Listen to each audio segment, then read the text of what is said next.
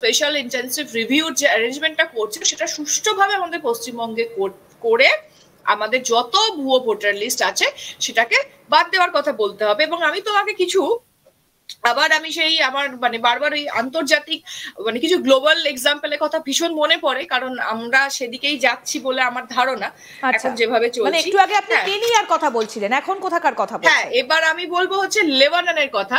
আচ্ছা, তো লেবাননে কি হয়েছিল, যারা ওই ফিলিস্তিনি শরণার্থী তাদের অধিকার আর কি দেওয়ার জন্য তখন লেবাননে যে জনসংখ্যা মানে ওটা করার জন্য কি হয়, ওদের যে পপুলেশন স্ট্রাকচারটা, ওদের একটা যে জনসংখ্যার ভারসাম্য যে ব্যালেন্সড ওয়েটা ছিল সেটা কিন্তু পুরোপুরি ডিস্ট্রাকশন হয়ে যায় এবং দুম করে ওখানেতে মুসলিম ভোটার বেড়ে যায় তাদের জন্য। তখন তাদের রাজনৈতিক ভারসাম্যটা কিন্তু একেবারে পাল্টি খেয়ে গেছিল, মানে উল্টে গেছিল, এবং যেটা পরবর্তীকালে একটা সিভিল ওয়ারে পরিণত হয়।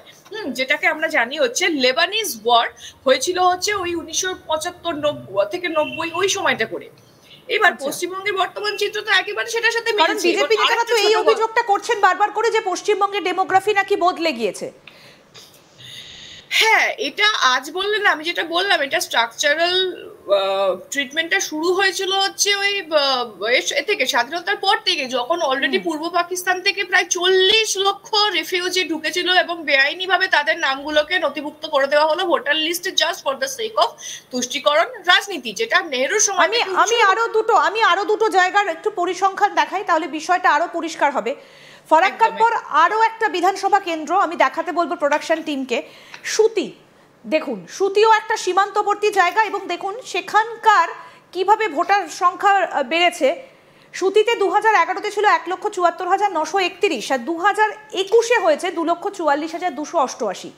মানে এটাও কিন্তু প্রায় 40-এর কাছাকাছি। মৌমিতা, একটা অদ্ভুত টেন্ডেন্সি লক্ষ্য করা যাচ্ছে, যে সমস্ত জায়গা, এটা আপনিও বুঝতে পারবেন, যে সমস্ত জায়গাগুলো সীমান্তবর্তী এবং সংখ্যালঘু অধ্যুষিত সেই জায়গাগুলোতে দেখা যাচ্ছে যে ভোটার সংখ্যা অদ্ভুতভাবে বেড়েছে। আপনি কিছুক্ষণ আগে লেবাননের কথা বলছিলেন, লেবাননও কিন্তু একটা মুসলিম সম্প্রদায়ের মানুষের বাস সেখানে, এবং এই যে জায়গাগুলোর কথা আমরা বলছি সীমান্তবর্তী জায়গাগুলো, সেখানেও কিন্তু সংখ্যালঘু অধ্যুষিত মানুষের বাস।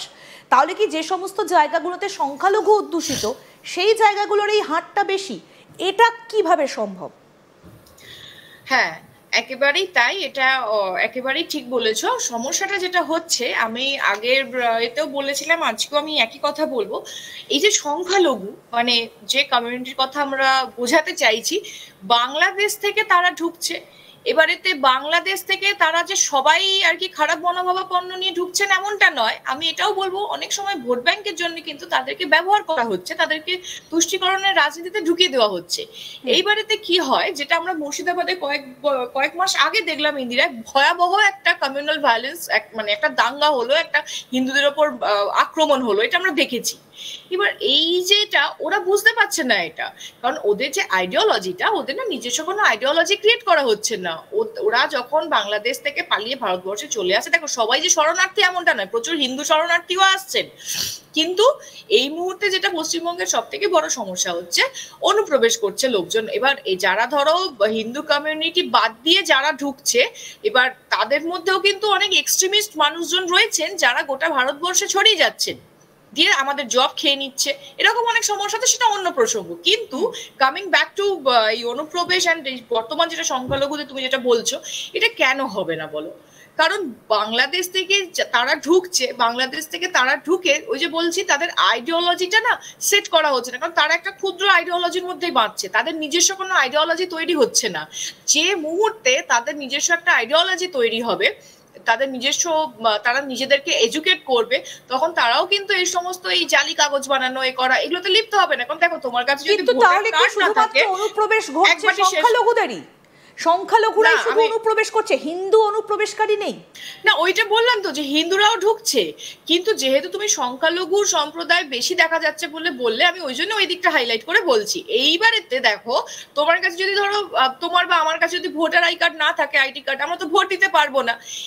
ওই জন্য আইডিওলজির কথা বলছি, এবং ওই জন্য আমি বারবার বলবো যে সংখ্যালঘু যারা বাংলাদেশ থেকে চলে আসা সংখ্যালঘু কমিউনিটি, তাদেরকে ইউজ এই জন্য করা হচ্ছে, তাদেরকে ভুলভাল বোঝানো হচ্ছে, তাদেরকে মাথা মানে ব্রেন ওয়াশ করানো হচ্ছে, তারা ব্রেন ওয়াশ হচ্ছে। বিকজ কেন হবে না, দেখো ওই জন্য মুর্শিদাবাদ আমি কথাটা বললাম, কারণ ওটা আমরা মিডিয়াতে যে চিত্র দেখেছি, যারা অ্যাটাক করছিল তাদের কারোকে দেখে কিন্তু আমি কাউকে ছোট করতে চাই না, কিন্তু এটা একটা দৃষ্টিভঙ্গি দিয়ে যেটা এটা আই থিঙ্ক সবাই এটাই ভেবেছে বা ভাবছে বা ভাববে, যে মুর্শিদাবাদে যারা অ্যাটাক করেছিল তাদের কারোকে দেখে মনে হয়েছে কেউ কনভেন্ট এডুকেটেড বা কেউ একটা প্রপার স্কুল বা বাংলা মিডিয়াম থেকে একটা ভালো জায়গা থেকে পড়াশোনা করেছে, যেখানে বুদ্ধিটা হবে যে না এগুলো করা উচিত নয়। এবার তাদেরকে সেই টোপ হিসেবে ইউজ করা হয়েছে, তারাও সেটা মানে তাদেরকে যেটা বোঝানো হয়েছে তারাও সেটাতে ইনফ্লুয়েন্স হয়ে সেই সব ঝামেলাগুলোতে শামিল হয়ে যায়। মুর্শিদাবাদের কথা বলছেন, আমি ফারাক্কা সুতি এগুলো বললাম, আমি মালদাতেও ঠিক একই জায়গা বলবো। এই যে মালদা, সেটাও তো একটা একদম সীমান্তবর্তী একটা জায়গা, এখানকার ছবিটাও কিন্তু সেম, মানে মালদাতেও কিন্তু সেই একই জিনিস লক্ষ্য করা যাচ্ছে, মানে সংখ্যালঘু অধ্যুষিত সীমান্তবর্তী যে জায়গা মালদা, সেখানেও 37.41%, মানে এখনো পর্যন্ত যে জায়গাগুলোর কথা বললাম, আমি প্রোডাকশন টিমকে একটু পরপর দেখাতে বলবো। ডায়মন্ড হারবার, সুতি, ফারাক্কা এবং মালদা, সব জায়গাগুলোতেই কিন্তু দেখা যাচ্ছে একই রকম প্রবণতা।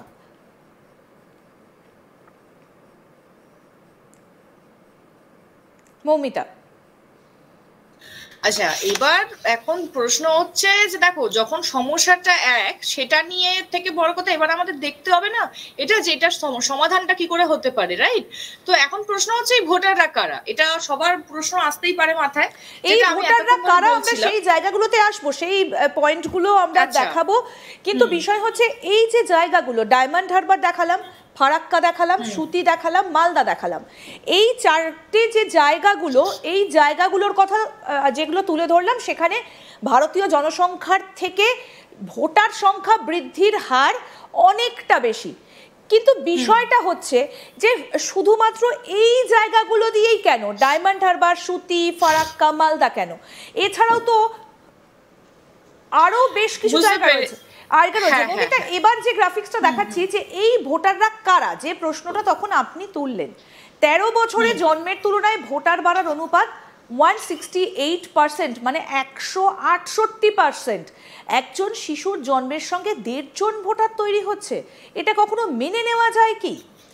নেক্সট দেখো, হ্যাঁ আমরা এই প্লেটটা একটুখানি দেখিয়ে দিই, তারপর আমি আসছি। আমি এই প্লেটটা একটু পড়ি কি রয়েছে। 2002 সালে আমি যদি জনসংখ্যার হিসেবগুলো করি, যে পশ্চিমবঙ্গে জনসংখ্যাগুলো 8.1 অর্থাৎ 8.1 কোটি জনসংখ্যায় ভোটার 4.58 কোটি।